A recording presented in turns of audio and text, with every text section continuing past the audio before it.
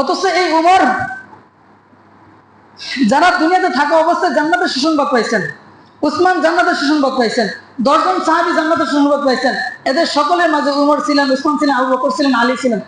এদের অবস্থা কি ছিল আর আপনার আমার অবস্থা কি? তাদের জন্য জান্নাতের সুসংবাদ সার্টিফিকেট প্রাপ্ত মানুষ। এই আবু বকর সম্পর্কে হাদিসের মধ্যে রাসূল ফরমান যে আমার আবু বকরের এক রাতের আমল সারা উম্মতে জাহানের নাজাতের জন্য উসিলা হয়ে যাবে। সুবহানাল্লাহ। এক ব্যক্তির এক রাতের আমলে যদি এই হয়, তাহলে ওই ব্যক্তির জাহান্নামের এত চিন্তা, কবরের এত ভয়, আপনার আমার কি পরিমাণ ভয়? এই যে রোজান মাস যাইতেছে গা, আমরা এই কোনোদিন আজ পর্যন্ত কবরের পাশে নিয়ে দাঁড়াইছিলাম?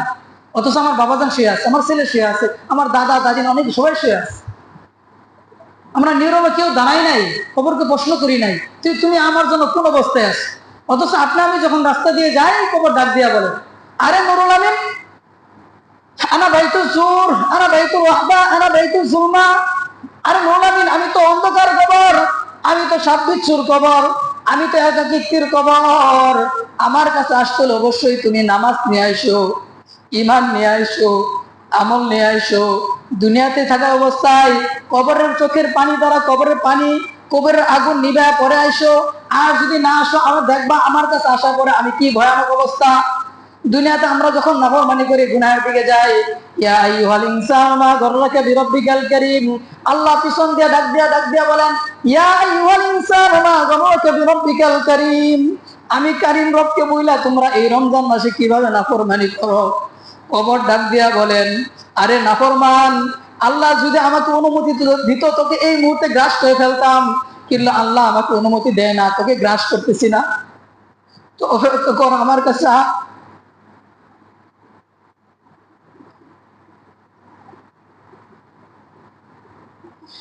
কবর ডাক দিয়া প্রত্যেকদিন বলে, আরে নাফরমান, তুমি আমার পাশ দিয়ে যাইতেছো, নাফরমানি করতে যাইতেছো, তুমি আমার পাশ দিয়া সুদের লেনদেন করতে যাইতেছো। অথচ আমি আল্লাহর কাছে বলতেছি, আল্লাহ যদি আমাকে অনুমতি দিত এই মুহূর্তে তোকে গ্রাস করে ফেলতাম।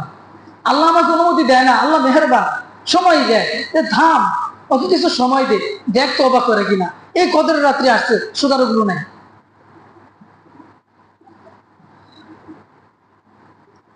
অথচ আমরা নিজেদেরকে বিরাট মুসলিম দাবি করি।